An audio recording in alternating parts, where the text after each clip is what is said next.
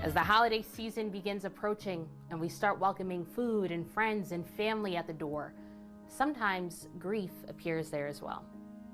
And although it looks different for everybody, right here at Ellie's Place, especially during this time of year, they create a space that allows children and teenagers to express their feelings during this season.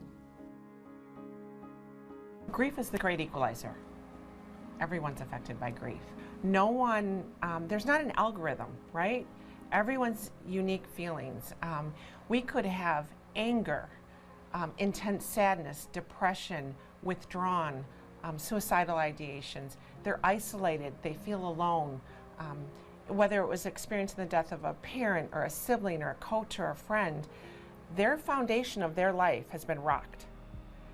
And they come here to start putting those pieces back together. And that's incredible. You guys have so many programs and resources that you can customize to every child, because like you said, there's no blueprint on how to deal with this for everybody. And I can imagine that, especially during this time of year, during November, as we get closer to the holidays, it gets harder for people to process that. So what are some of those ways that you walk children through that?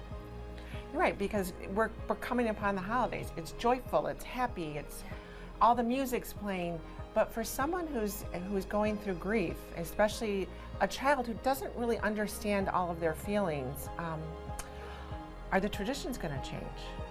You look, we're at a table. There's going to be an empty seat at the table for Thanksgiving, for Christmas. What does that feel like? How are they going to handle it? What if they did this every year? Are they still going to do the same tradition? So at Ellie's Place, it's peer-to-peer support. So the children talk about, have a safe place to talk about all these feelings. And, well, what are we going to do on Christmas morning? And they each give each other ideas of what they're going to do. So it's wonderful. They get to talk with other kids who are going through that same experience with them. And you know, sometimes there's nothing that brings a person back that you've lost. No. But what is great is the fact that I feel like sometimes when you just know somebody else is going through the same thing that you are, I feel like that makes the experience a little bit more bearable for them to handle. You use peer-to-peer every day, whether you reach out to a friend, whether it's professional, right? We bring kids together who are grieving. Peer-to-peer support is invaluable. You don't feel alone. All feelings are okay, and every child in a group may have different feelings, but yet they get each other's feelings. And there is so much power of saying to someone, what are you doing this Christmas?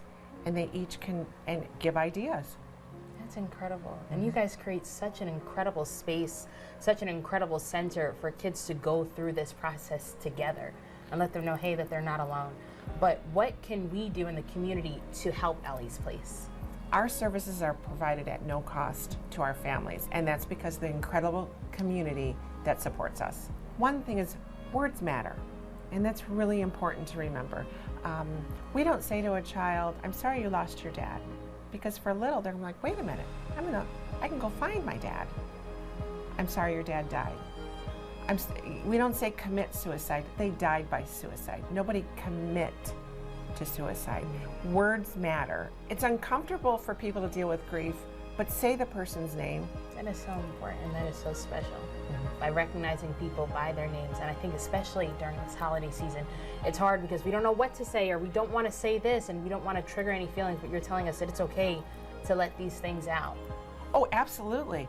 Someone who's grieving is already very sad, and they're thinking about their person. So if you mention their name, you're not triggering anything. It's already in there.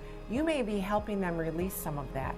But people want to hear stories, and they want to talk about their person. But to your point, often the person on the other end is very nervous about it. They just don't want to talk about it because they don't want to see them cry. Thank you so much, Christine. I think this is so wonderful what Ellie's Place is doing here. And we'd love to continue supporting you guys, especially during this holiday season. Thanks so much for having me. And thanks for coming to our building.